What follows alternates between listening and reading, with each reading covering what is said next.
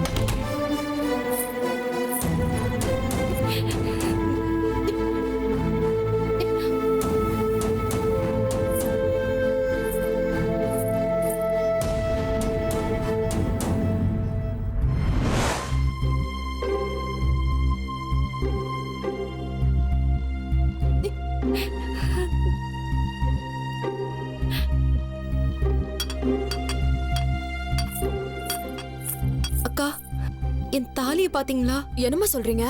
எங்கம்மா விட்டீங்க? தூங்கி எந்திரிச்சு பார்த்தா தாலியை காணோம்க்கா. ஐயோ, என்னம்மா சொல்றீங்க? முதல் நாளே இப்படி தாலியை தொலைச்சிட்டு வந்து நிக்கிறீங்களேம்மா. நல்லா தேடி பாத்தீங்களாம்மா? நான் நல்லா பாத்துட்டேன்க்கா. ஐயோ, நீங்க கவலைப்படாதீங்கம்மா. இருங்கம்மா, நான் போய் தேடி பாக்குறேன். அழுவாதம்மா, இருங்கம்மா, நான் வந்து தேடி பாக்குறேன்.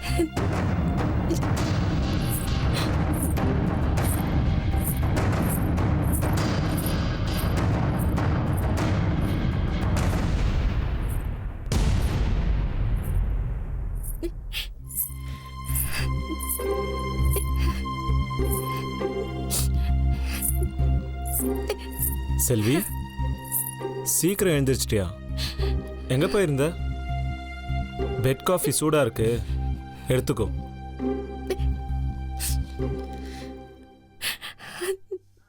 செல்வி, சந்தோஷ், அழறியா? என்னாச்சு?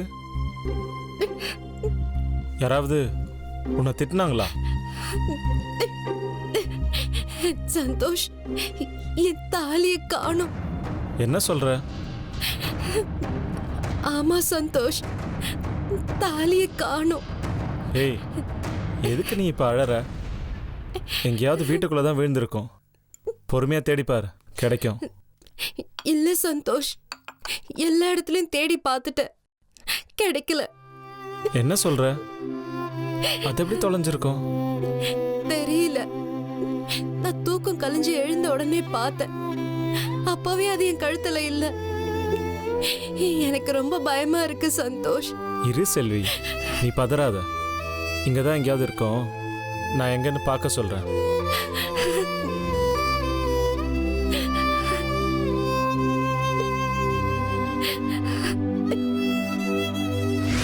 இப்ப நாங்க யாரும் வெளியில தலை காட்ட முடியாத அளவுக்கு அவமானப்படுத்திட்டியேடி. நீ எல்லாம் நல்லாவே இருக்க மாட்ட. நீ நல்லாவே இருக்க மாட்டேடி. எங்களுக்கெல்லாம் பண்ண பாவத்துக்கு நீ நரக வேதனை அனுபவிப்ப.